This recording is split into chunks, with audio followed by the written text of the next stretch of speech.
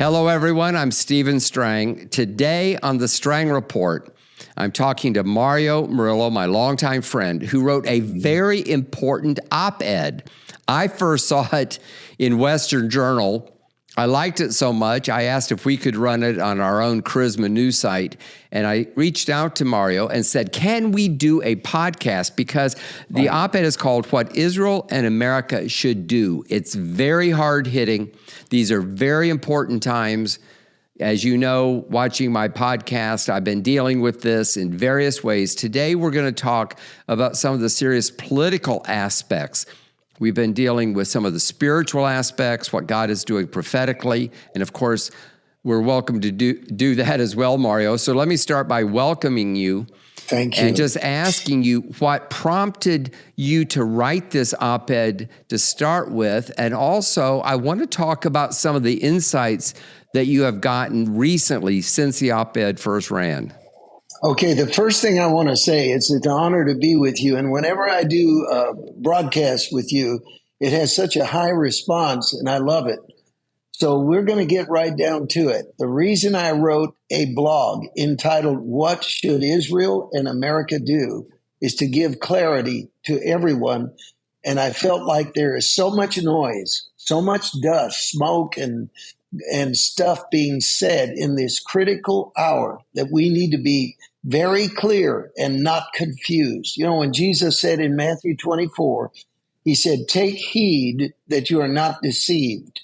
And the deception is that there's not a single Christian who lives in America and is working today that isn't at some point hearing a negative statement made about Israel and its reaction to the heinous atrocities that were done on October the 7th. Many Christians are caught off balance. And unfortunately, we have a segment of the body of Christ that is what we would call woke. So they're given to virtue signaling. Anytime that they can appear humanitarian or merciful, they sometimes don't realize that they can suddenly be in support of something that is very dark and cannot be defended. It's indefensible. And so the first thing that I do is I want you to know the media is not telling you what Hamas wants or believes. What is it that they want? Okay, what they want is in their doctrine. They don't want a two-state solution. Hamas espouses a doctrine. Two-state being that there's Israel and then there's a state for the Arabs or called the Palestinians. However, I'll just interject this. There is a two-state solution. When the UN worked to create Israel back in 1948, there was Israel, much smaller than it is since the Six-Day War. But there was an Arab country. It's called Jordan. They created Jordan for the Arab people. And, you know, I believe that people can argue politics and, you know, still be friends. But this is way, way beyond politics, isn't it, Mario? Because yes, it is. Because Hamas wants to eliminate not only Israel as a country, but they want to eliminate the Jewish people. That's what Hitler wanted to do. Well, Americans, unfortunately, we are remedial when it comes to geography. And sometimes we're slow to learn. And so Hamas wants genocide. It wants to eradicate Jews from the face of the earth. And it's in there, the Hamas covenant. It's a founding document that claims that a day is coming of judgment where all Jews will be exterminated. And this is what makes this moment so painful, is that Hamas itself wants this. And Golda Meir back in the day said, how can you negotiate with someone who has come to kill you? Look at how easily people were willing to believe that it was Israel that bombed that hospital and killed 500 people. And it turned out it wasn't them. There wasn't any evidence at all. And turned out, I guess they didn't bomb it on purpose, but one of their bombs went off track or something. But you're right. Major news organizations did not even fact check. Yeah, and this is what Christians who are woke have got to understand. Some of them are in favor of Hamas. I know that sounds impossible to believe, but they are. And they feel like Israel is the aggressor. Well, I live in Tennessee. All right. So I want everyone to understand geographically, Tennessee is about the same size as Israel. So Tennessee, imagine if Alabama, North and South Carolina, Georgia, and Kentucky wanted us dead. I don't mean wanted us limited or wanted us enslaved, but eradicated. And that is literally what Israel is facing. So this idea that they are a regional bully that are engaged in this and is absolutely insane. And every Christian needs to understand evil when they see it. When the Bible says in the Lord's Prayer, deliver us from evil. Now, how can God deliver you from evil when you refuse to admit what it is? When you're faced with evil, when evil comes calling and no longer apologizes for itself. And we have demonstrations around the world where if you interview those that are of Hamas or Palestinian favor, they say anything that Hamas does is justified because they are freedom fighters and they're fighting the oppression of Israel. Well, that is again false. Israel was attacked. And the irony of it, that music festival, I talked to a family that owns a hotel in Jerusalem, and they were there when this happened. And they said, Mario, the thing that people don't realize is that many of those who were killed at that music festival were social workers working with Palestinians. They were Jews who had mercy and concern and maybe even didn't totally agree with their own government. And to think that the one element of Israel that was friendly toward you were the ones that you murdered, went in their homes, killed their children in front of their parents, and did things that I don't want to spend a great deal of time talking, but there is no question. And the other part of it, and I think we really need to hammer this home, that Hamas, they said, the other woke Christian ilk says, well, we don't support Hamas. We are standing with the Palestinian people. There is no delineation. Hamas is the Palestinian standpoint. I know we're going to get grief from a lot of people. That's what makes it so enraging about the American media is they'll say this, that, oh, we're for the humanitarian project. You realize, Steve, that Israel has a military doctrine to avoid civilian casualties. That's how they operate. Let me tell you what Hamas did. Day after day after day, Israel's military was dropping leaflets, loudspeakers, telling Gaza, get out. We've got to get into these tunnels that are miles and miles long and eradicate Hamas's ability to destroy us. So that's what we got to do. Please get out of town. We got to do it. So Hamas told the people, don't leave, because they need body shields. That is their number one military tactic. So they hide their high-value targets in civilian locations. This is so obvious. It's hard for me to understand how any rational person cannot see it. And when you consider some of the statistics, I'm told, and I haven't had a chance to fact-check this myself, but I believe the people that said that more Jews were killed in one day on October 7th than any single day since the Holocaust. That's correct. The Yom Kippur War, the Six-Day War, they were awful. But this conflict, and I don't even know if it has a name yet, I guess it's the Hamas War, is worse. And Israel is showing restraint, as you say, warning people to get. Hamas warned nobody. No. It was a surprise attack early on Shabbat, on a holiday in Shabbat, where everybody was taking it easier, having this music festival out in the middle of the desert. That's right. Killing innocent people, taking hostages. And it's hard for me to understand, yet people are demonstrating, and some of the bleeding heart American Christians And listen, I know these people. I've had to work with them for years. I've been to the West Bank. I've seen the conditions. It does pull on your heart because some of these people are kind of caught between the Muslims and the Jews on one hand. And, that's a subject for another day. But the fact is, Hamas, they're murderers, Mario. Yep. They're monsters. They murdered all these people. They have hostages. And, thank God Israel's being careful. They're trying to do it with a scalpel, like a surgeon's scalpel, rather than going in with a meat cleaver or something. And just, Israel has the power to totally obliterate Hamas overnight. But a lot of, so-called innocent people, civilians, women and children would die in the process. So I think that Israel is using a lot of wisdom. Now, I've heard Jewish people say that they believe that evangelical Christians who believe the Bible, people like you and me, are the best friends that Israel has. And of course, there are a lot of us. John Hagee is probably the best known.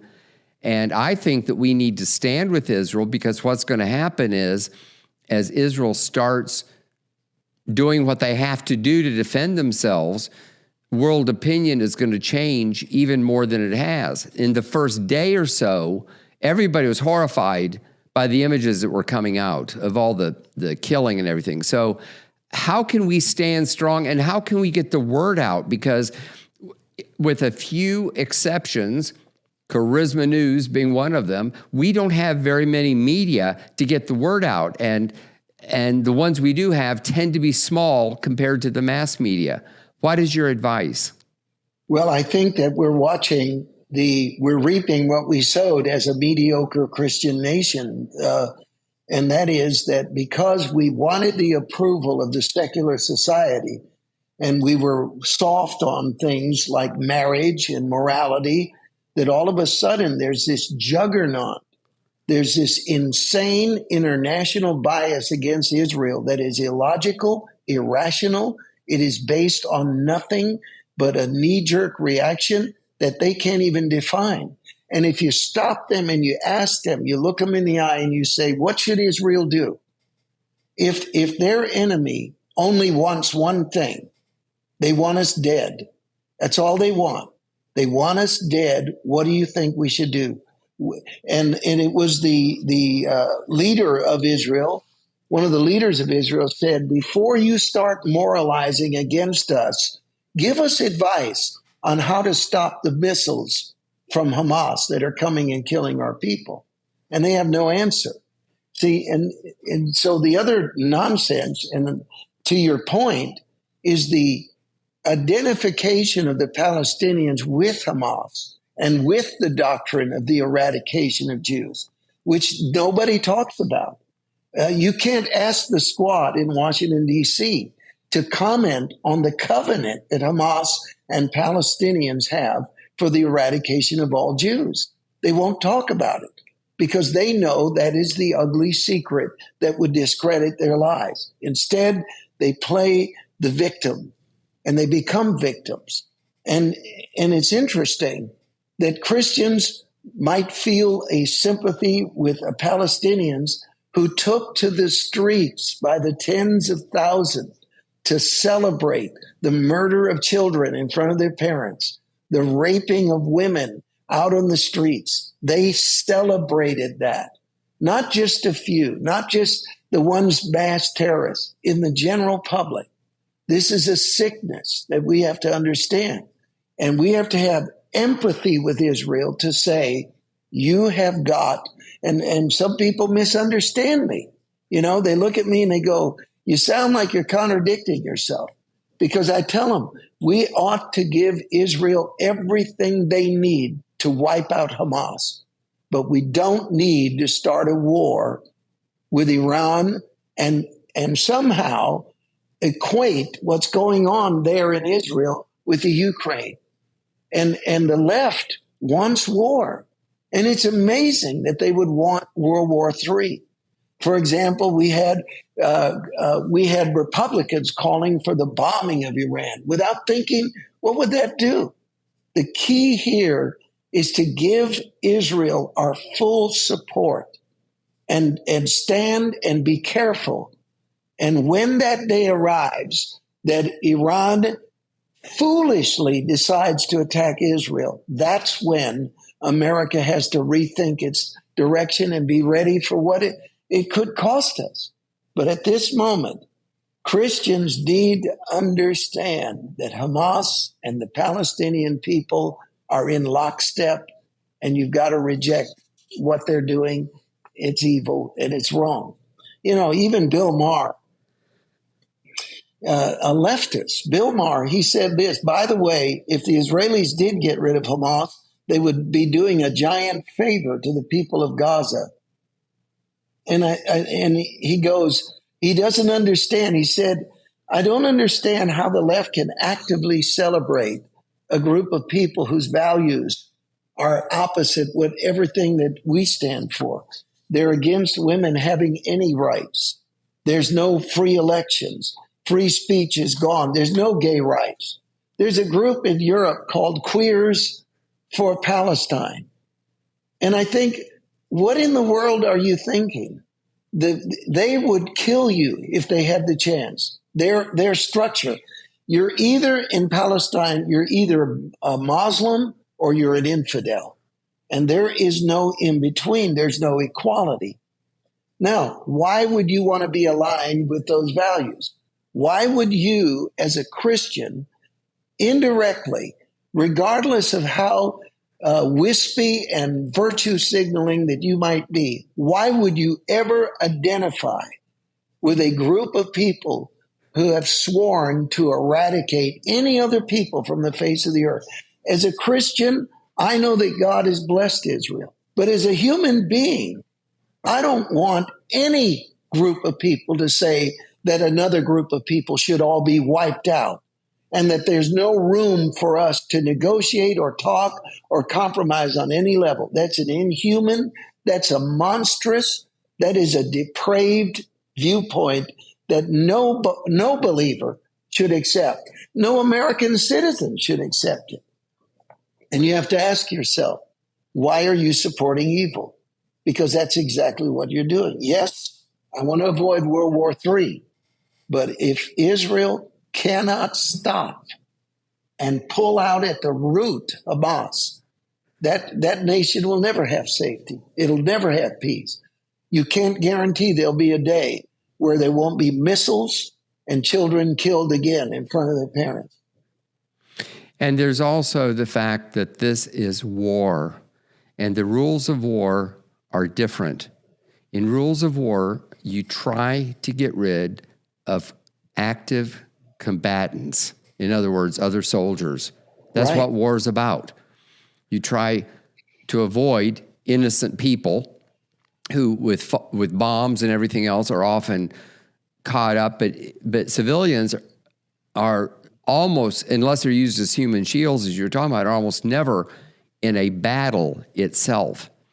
And I think what you said was very good about not wanting to wipe out a people, but we're trying, what needs to be eradicated is Hamas as an entity to do bad in the same way that ISIS had to be dismantled. Remember, for a few years, ISIS controlled an area that was just huge, and it spanned several different countries, and it did a lot of terror. And at the time, we had a strong president who decided to dismantle ISIS. These were enemy combatants and basically did so. And, you know, that part of the Middle East has been better off as a result. And in a somewhat similar way, Israel's got to go in and get the leaders, make prisoners of wars. A lot of these soldiers, get rid of the tunnels, get rid of their munitions and so forth, because they're going to keep sending bombs into Israel, and they're going to keep using civilians as shields. That alone shows you, Israel, they try to protect the innocent people. Hamas uses the innocent people to protect themselves so they can be more vicious. And I know you agree, but Am I saying it right, Mario? Yeah, you are. And you know, I got to get this off my chest, and I hope you'll understand, Steve. Uh, London, New York City, what is wrong with you people? What in the world is London thinking? You know, they had tens of thousands of people demonstrating and raging against Israel in favor of Palestine in London. And how can you folks in Britain not remember the last person who wanted to kill all the Jews and what he did to London? But London was bombed every night in the Second World War. And here we are in the name of enlightenment, permitting these mass demonstrations. There's no swastika there, but that's the master stroke of the devil, Steve. That is the power of Satan to rebrand himself in every generation. Oh, there's no swastika. And the absence of that label permits the liberal mind to say, I'm okay with the fact that you hate and want to kill Jews. I'm good with that because I see your oppression, but we don't understand. Hitler came to power under German oppression. The accords that were signed in France drove Germany into the worst state of poverty imaginable. Many people said it was overkill, what was done by the Allies in the end of the First World War. But that was the seedbed for the hatred. And you understand, once again, here we're facing, and this is where every liberal, every leftist, every woke person that I know, I want to shake them and say, do you realize the evil you have unleashed, the monster that you've allowed to come to Main Street? And here again, we are okay with Jews being killed. We're good with it because we have the larger sense of enlightenment. You've got to give credit to the devil for being a master villain of rebranding. Why don't you elaborate on that, Mario? Because, you know, there's a lot of so-called Christians who try to downplay the devil. Who was it who said it? Was it C.S. Lewis that said the devil will either try to make you overreact or make you ignore the devil as if he doesn't exist at all? And there's a lot of Christians that just play it down as, you know, they put more stock in Halloween than they do in the possibility of demonic activity. But I think you're absolutely right. It's the devil is behind this, and as Christian believers, we have to be the ones, I believe, who stand up and speak the word of God. We can't expect secular people to do that. No. So what do you say? What I say is this: Satan is real. And there was a movie called The Usual Suspects where the villain said, you know, the greatest thing Satan ever did was to convince the world he didn't exist. Well, in this rebranding that I described, where Nazism is essentially back, because the only important part of Nazism that we need to remember were the concentration camps. That's the part we need to remember. Now, in the FBI and in law enforcement, they do a thing where they profile a serial killer. That's what Satan is. He's a serial killer. And so they look for what they call the MO, which in Latin is the modus operandi. What is the modus operandi of Satan? Genocide of Jews. Without it, we don't have the book of Esther. The story of Esther is the story of Mordecai exposing the conspiracy to kill all Jews that Haman had rebranded as a social effort to keep rabble-rousers from taking over the nation and insulting the king. So he appealed to the pride of the king, and God used Esther, but mainly it was the wailing of Mordecai in the streets that revealed Haman's plot. Now, the modus operandi of the devil, he wanted to kill Jews then. Repeatedly through history, tyrants have believed for some inexplicable reason that they needed to wipe out Jews.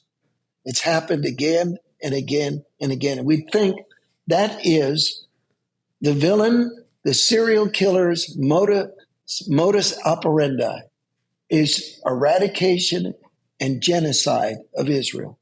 And when we see it, if we waffle, the American Christian who downplays the evil that's unfolding in the Middle East right now has no moral superiority to the German Lutherans who looked the other way when Hitler was coming to power.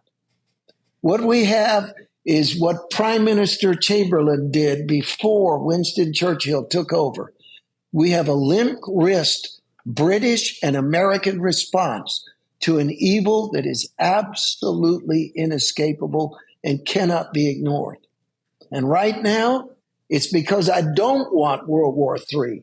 It's because I don't want the bloodshed of our sons and daughters sent to war that I feel that the moral outrage, the ability to speak out now and say to the world, Israel has got to defend itself to the degree where this threat is abolished and erased. And our ability to speak out now means less blood later. And we can pay now or we can pay later. But our waffling and our confusion and our moral ambivalence is the most dangerous thing we can do in this hour. I agree with you. And you are so articulate, and we've got to get this message out. It isn't heard in the mainstream media. I encourage you to share this video, this link, this podcast with other people. We have to go around the mainstream media. We got to go to the grassroots. You can post it on social media. Put your comments under this video. We've got to work together. And we've got about 1 minute, Mario. I want to give you the last word. I think the first thing is for people to understand what's happening, but then what do we do? God will reveal to you by his Holy Spirit your personal and inescapable duty and your opportunity to do right and to speak right. And the most important thing is arm yourself with these facts. Familiarize yourself with the lies. Expose them. Speak out. Don't let anyone in your circle of friendship be deceived by this genocidal insanity that is spreading right now. Well, thank you. Thank you for taking time in a busy week when you're getting ready for another crusade, one of those great tent revival crusades. If you haven't been to one of Mario's meetings, either in person or live stream, you've got to do it. It's life-changing. If you know my story, you know that Mario has made a big difference in my life. We've been friends over the years. I so enjoy having him on my podcast, and especially now with what's going on in Israel. So thank you for watching today. Be sure to subscribe to my newsletter if you don't get it. Be sure to subscribe on Rumble or YouTube to find out when we're live, which is Tuesdays and Thursdays at 4 p.m. Eastern Time, with other podcasts thrown in too. I'm actually doing more than 2 a week, but we're live on Tuesdays and Thursdays. Thank you for watching the Strang Report. Thank you to Mario Murillo for being my guest today. God bless you.